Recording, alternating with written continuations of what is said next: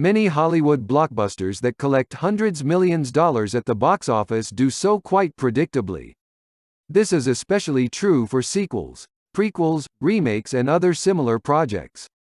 With expensive original projects is more difficult. Their success is not so easy to predict. Because of this, some films appear in lists of dark horses or guaranteed failure until the premiere in cinemas. There is even a blacklist of scripts, where promising, but implemented projects end up because studios are afraid to screen it. There are also reverse situations when everyone considers a future film as big hit, but it fails at the box office. As was the case with Cutthroat Island or John Carter. Let's remember films that were considered as dark horses at best, before they hit the box office, and studio bosses were preparing to write off multi-million-dollar losses. But once they premiered, these pictures became big hits, spawned franchises and changed trends in Hollywood. Let's start with the most successful film in the list. These days, everyone knows about Titanic. But when development of the film was on early stages, even 20th Century Fox Studios itself didn't believe in it. The original budget was less than half the final budget. Director James Cameron underestimated projected expenditures in order to get funding. When the shooting was already in full swing, he had to give up an own fee of $10 million, but it was still not enough. A frightened Fox studio agreed with Paramount to co-finance the project. Having invested $60 million in Titanic, Paramount got the right to distribute it in the US, from which eventually earned 10 times more. Cameron says that at the premiere of the film he took a razor to immediately kill himself in case of emergency. It was not necessary to let it in, of course. Titanic takes $1.8 billion at the worldwide box office, making it the highest-grossing film in cinema history. Now the box office leaders have changed, but many people believe that with inflation, Titanic can rightfully be considered the highest-grossing film. And after re-rolls, the final numbers came close to the mark of $2.2 billion. It is funny that a similar situation was with the Camerons' next film Avatar. This time, however, Fox Studios financed the development of the film in full. After Avatar broke all the records of Titanic, studio bosses said that they did not believe in the movie and thought that together with James Cameron immediately after the premiere they would be on the street. But after the previous story with the studio's $600 million gift to Paramount, greed took over. Unlike Titanic, Avatar was not predicted to be a failure, but rather a modest success. Simply no one assumed that it could collect almost $3 billion at the box office. Such figures no one called, and in the most optimistic forecasts expected collections in the area of $1 billion. Approaches to film financing have changed dramatically in the streaming era. Netflix could easily throw a couple $100 million at a Ryan Reynolds movie. But in the 90s, producers weren't as willing to write checks for risky projects. Because of this, the movie Pretty Woman might not have been born. No one believed in the picture, everyone ran away from it like from fire. The director was barely found. For victim was chosen Gary Marshall, at that time known for small films, Beaches and Overboard. Julia Roberts was not first actress to receive an offer to play in Pretty Woman. Producers wanted Molly Ringwald to play the leading role, she gaining popularity after her successful roles in Pretty in Pink, The Breakfast Club and 16 Candles. But after reading the script, the actress refused, because she did not want to play a prostitute. Soon her career took a sharp downturn, and in many interviews, she said that she made the biggest mistake of her career by turning down the role. Daryl Hannah declined for the same reasons. Jodie Foster was not against playing in the movie, but prevented shooting schedule of the other film she was already signed. A little later and Sandy B refused. Sandra is probably the only actress who has developed a career without Pretty Woman and she has nothing to regret. Only after a dozen of rejections received from other actresses, the authors have turned to Julia Roberts and she agreed. Richard Gere, who was already a big star, also did not want to play in Pretty Woman, fearing that such a silly romantic comedy could severely damage his image. At a joint audition for the pair of Gere and Roberts, Everyone in attendance agreed that these couple had strong chemistry. Julia knew about it and constantly wrote notes that she put in Richard pockets at every opportunity. In them she begged the actor to accept the role. Later, Gere would say that it was because of these notes he decided to play, even though he was very scared. The studio had planned to call the picture 3000s, which was the cost of a week in the company of Julia Roberts' character. But when the film's soundtrack included a Roy Orbison composition, movie was called the same as the title song. Pretty Woman was shot only for $14 million. For such savings, many crew members and the director later received cash bonuses.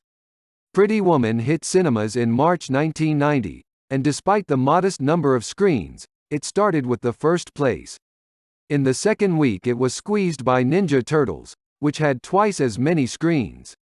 However, after sitting in second place for a month, Pretty Woman climbed back into first place at sixth week of the box office. 1 month later she surrendering to Birds on a Wire. Pretty Woman takes $463 million in theaters. These days, it would be a movie with a budget of $30 million and it takes $1 billion. Film made Julia Roberts a star, with her royalties increasing tenfold. Despite the fact that Richard Gere was famous already, Pretty Woman also gave a boost to his career. In the same 90th year there was another movie that no one believed in. Jerry Zucker, who made the comedy Airplane, spent several months running around Hollywood, hoping to convince someone to star in his film. The most active, he pestered Mel Gibson and Bruce Willis, but after reading the script both run away from the producer. All actors who eventually managed to persuade, neither the director nor the producer did not want to see in the movie. Demi Moore signed on only because she could instantly make herself cry. Patrick Swayze was rejected by the director for several months. Here has triggered a movie scriptwriter who got tired of the constant refusals of Hollywood actors and asked the director to once again pay attention to Swayze, and Zucker gave up. Whoopi Goldberg got into Ghost at the last minute and largely thanks to Patrick Swayze, who had long persuaded the producers to pay attention to her.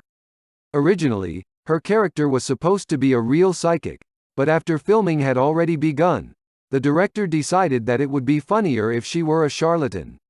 All these actors and the complications involved led to cutting budget of the film. Several of the episodes that were supposed to cost the most were eliminated. The studio, which expected nothing from the film, dropped Ghost in theaters on only 1,000 screens. Going next to Die Hard 2 had 2,500 screens. This was due to the fact that next to Ghost, the studio released two, as it seemed at this time, guaranteed hits. The other 48 Hours and Days of Thunder. They had almost 5,000 screens for two. Ghost just didn't have enough room.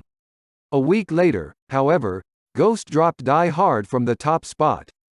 The studio began taking screens away from its other films to add to the obscure film, which ended up being the highest-grossing film of the year. Ghost takes $505 million with a budget of $22. In the mid-90s, when the X-Men project was in development at Carolco Studios, director James Cameron was running around it. Run into production on the movie really did not work. James switched to Spider-Man, and Fox Studio picked up rights to the X-Men from Floor.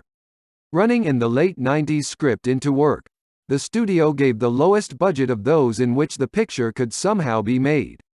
Screenwriters reduced the number of action scenes in the film. The picture was abandoned by all stars of Hollywood. Rumor has it that only Mel Gibson did not turn it down, but he asked for all the money the producers had. The success of X-Men was not the loudest.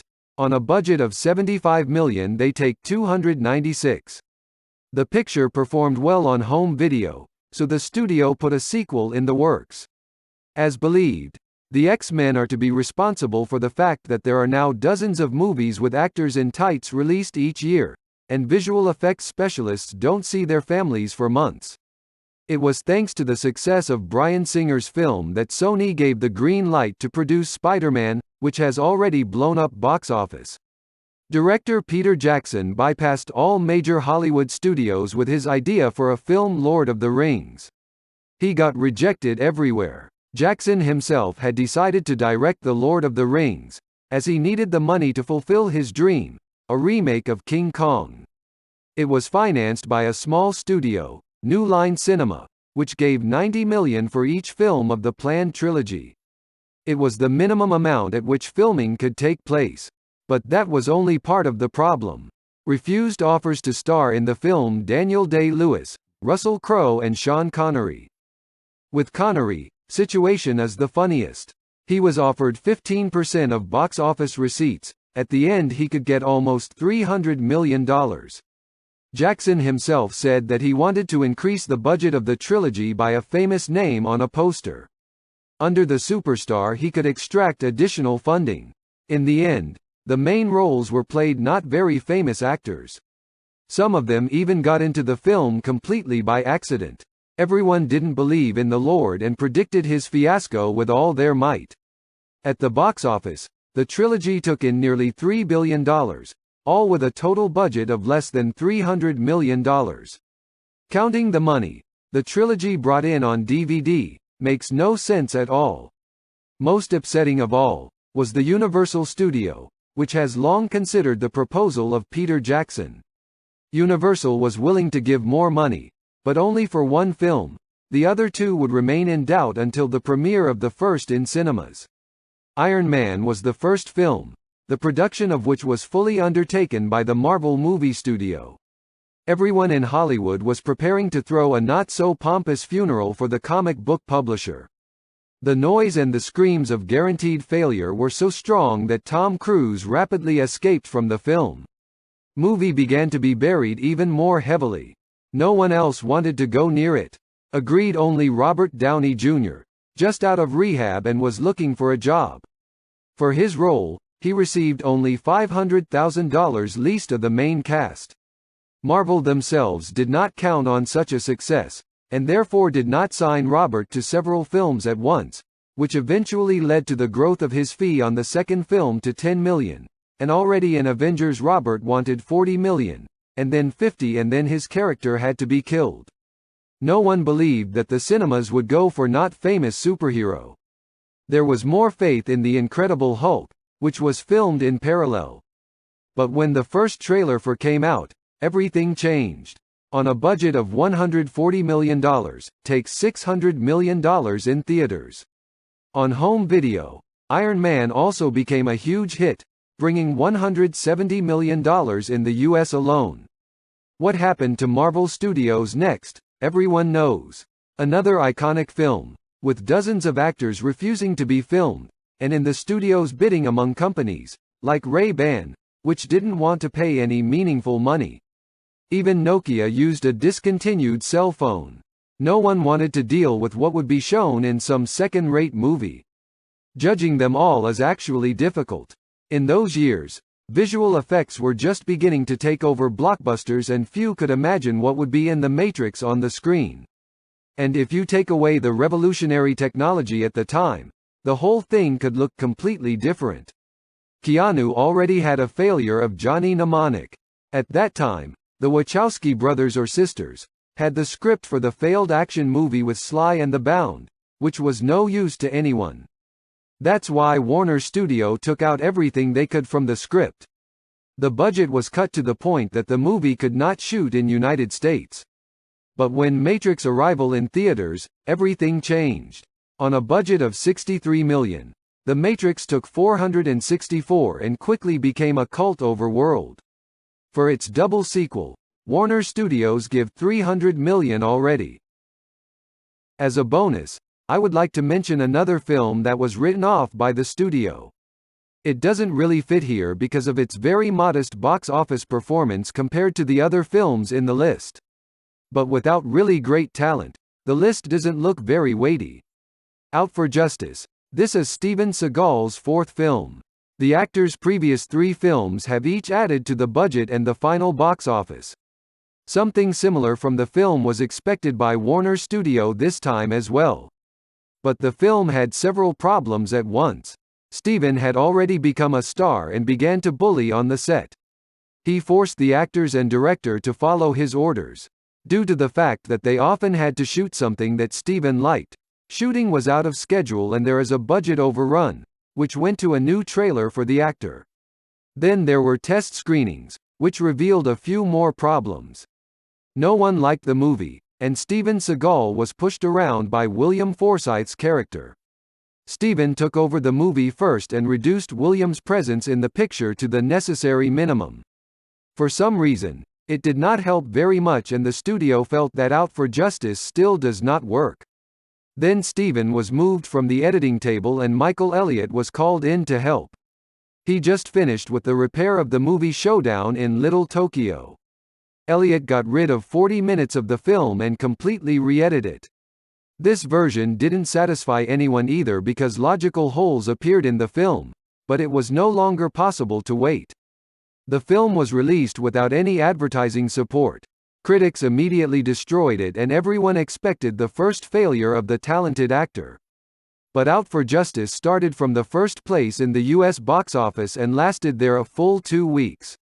With a budget of $14 million at the worldwide box office, Seagal took more than $60 million.